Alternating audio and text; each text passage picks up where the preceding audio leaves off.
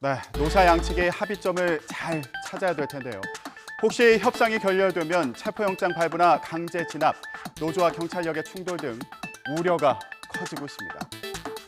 이번 사태와 관련해서 앞서 윤석열 대통령이 기다릴 만큼 기다리지 않았나 이렇게 말하면서 공권력 투입을 경고한 거 아니냐 이런 해석이 나와서 논란이 되기도 했는데요.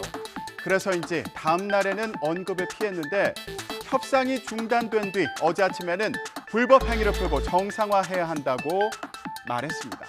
또 법과 원칙에 따라서 대응한다는 입장도 확고해 보이는데요.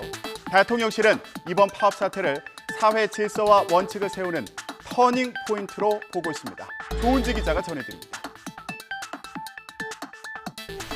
빨리 불법 행위를 풀고 정상화시키는 게 국민 모두가 바라는 것이고 그렇게 하는 것이 모두에게 도움이 되는 겁니다. 다만 봉합이 시급하다고 해서 정부가 대우조선 대주주인 산업은행 등을 통해 개입하거나 중재안을 마련할 뜻은 없어 보입니다. 명백한 불법 행위로 손해를 입혔다면 법과 원칙에 따라 책임을 지워야 한다는 게 대통령실 인식입니다. 향후 노동연금 교육개혁을 앞두고 이번 사태를 터닝포인트로 질서와 원칙을 천명하겠다는 속내도 엿보입니다. 여당 또한 이러한 기조에 발맞춰 강성노조의 불법 행위를 엄단해야 한다고 강조했습니다. 무엇보다 강성노조의 불법 행위를 엄단해야 합니다. 불법과 폭력에 대한 준엄한 법의 심판이 바로 공정과 상식의 회복입니다. 반면 야당은 물리력 행사를 위한 명분을 쌓는 거냐며 대통령과 여당이 협박하듯 해선 안 된다는 말로 극명한 온도차를 드러냈습니다. 노사가 협상하고 있는데 왜 자꾸 협박하는 말씀들을 하시는지 잘 모르겠어요. 불법적 상황을 빨리 해소해 주려고 하는 것이 그 사회 갈등을 해소하는 정치권의 노력 그 역할이 아닙니다. 특히 국민의힘 권성동 당대표 직무대행은 이번 파업 사태를 언급하면서 민주노총을 조폭에 비유하기도 했는데요. 권 직무대행은 여기에 더해서 교섭단체 대표연설의 상당 부분을 문재인 정부의 정책이 실패했다 비판하는 데 할애해서 야당의 반발을 샀습니다. 문재인 전 대통령의 이름이 16번이나 거론됐는데 민주당은 남 탓하지 마라 이러면서 맞섰습니다. 정유진 기자가 전해드립니다. 최저임금과 부동산 대책, 국가채무, 탈원전 정책 등을 하나하나 열거하며 문재인 정부의 정책 실패가 민생 고통의 주범이라고 화살을 돌렸습니다. 오늘만 산다식의 근시안적인 정책, 국민을 갈라치는 분열적 정책이 바로 민생 고통의 주범입니다. 그러면서 지난 정권에서 임명된 고위직 공무원들의 사퇴를 거듭 압박했습니다. 윤석열 정부의 가치와 철학이 다른 분들이 왜 공공기관 자리를 차지하고 있습니까? 문재인 전 대통령의 이름이 16번, 민주당이 12번 등장할 만큼 연설의 상당 부분을 전 정권 비판에 할애했습니다. 권 대행은 이어 위기를 타개할 방법으로 부동산 세제 개편과 연금 개혁, 법인세와 상속세 부담 완화 등을 꺼내들었습니다. 취약계층에 대한 저금리 대출 전환과 유류세 인하도 약속했습니다. 연설이 끝난 뒤 더불어민주당은 무능을 남 탓으로 돌리지 말라며 강하게 반발했습니다. 국민이 집권 여당에 바라는 것은 지적이 아니라 정책 성과라고 꼬집었습니다.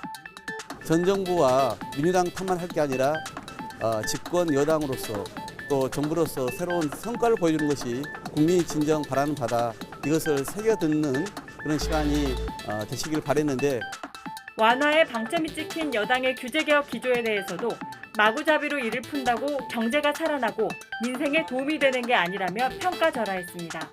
규제는 말 그대로 불합리하면 개선을 해야 되는 것입니다. 다만 획일적으로 모든 규제를 다 폐기하겠다라고 하는 것은 그것은 아주 기본을 모르는 것입니다.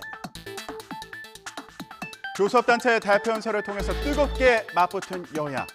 이제 다음 주부터는 대정부 질문이 진행되는데요. 현안을 두고 책임 공방이 치열할 것으로 보입니다. 자, 이런 가운데 민생 챙기기는 잘 되고 있을까요? 최근 급격한 물가 상승 속에 살림살이 힘들다 이런 얘기 많이들 하는데요. 정부가 15년 만에 소득세 개편에 나섭니다. 유리지갑 직장인들은 연봉에 따라서 세금을 최대 80만 원 정도 덜 내게 됩니다. 권남기 기자가 전해드립니다. 물가 상승에 대한 고려 없이 15년 전 기준으로 세금을 매기다 보니 이른바 소리 없는 증세가 이뤄진 겁니다. 만만한 게 유리지갑 직장인이냐 비판에도 변함없던 정부가 기록적인 고물가에 결국 소득세 체계를 바꾸는 방안을 추진키로 했습니다. 세율은 그대로 뒀지만 세금을 매기는 기준인 과세표준을 일부 높였습니다. 전엔 과세표준 1,200만 원까지 6% 세금을 매겼지만 이를 1,400만 원까지로 늘리는 등 하위 2개의 구간을 올려서 세금을 깎아준 겁니다. 이러면 누진세 체계에 따라 실제 소득세를 내는 노동자 대부분이 혜택을 받게 됩니다. 급여에 따라 최대 54만 원까지 세금이 줄어들 수 있는데 다만 연봉 1억 2천만 원을 넘는 고연봉자는 공제 한도를 줄였습니다. 여기에 회사에서 받는 식대에 대한 비과세 한도도 20만 원으로 2배 늘어납니다.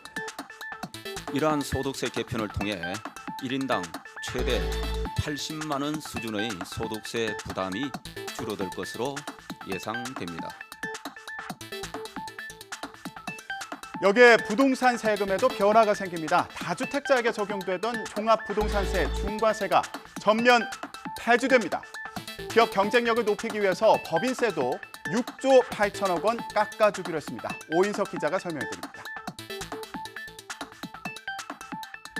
종합부동산세 부과 기준이 주택 보유수에 따른 차등과세에서 가액 기준으로 바뀝니다. 이에 따라 다주택자에 대한 중과 제도는 폐지되고 다주택자의 종부세 세율도 큰 폭으로 떨어집니다. 세율은 단일화됩니다. 다주택자의 세부담 상한도 1세대 1주택자와 마찬가지로 150%로 단일화됩니다. 기본 공제금액은 1세대 1주택자는 11억에서 12억 원으로 다주택자는 6억에서 9억 원으로 상향됩니다. 정부의 종부세 변동 시뮬레이션에 따르면 1세대 1주택자는 물론 조정 대상 지역 2주택 부유자의 종부세 부담도 크게 떨어지게 됩니다. 법인의 종부세 세율도 낮아져 2.7%의 단일 세율이 적용됩니다. 정부는 기업 경쟁력을 높이기 위해 법인세 최고 세율을 25%에서 22%로 인하하고 과표 구간도 줄이기로 했습니다. 중소 중견기업에 대해서는 과세표준 5억 원까지 10% 특례 세율을 적용해 세 부담을 낮추기로 했습니다.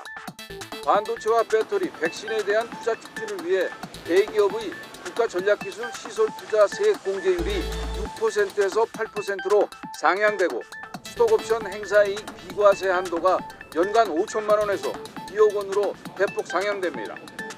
또 중견기업의 원활한 가업 승계를 위해 공제 한도가 크게 늘어나고 사후 관리 기간과 자산 유지 요건도 완화됩니다. 중소기업의 경우에는 가업 승계 시 상속, 증여세 납부 유예 제도를 신설하여 유예 시점까지 장기간 세부담 없이 기업 경영에 매진할 수 있도록 지원하겠습니다. 이번 세제 개편에 따른 세수 감소 규모는 13조 원이 넘는데 법인세가 6조 8천억, 소득세는 2조 5천억입니다.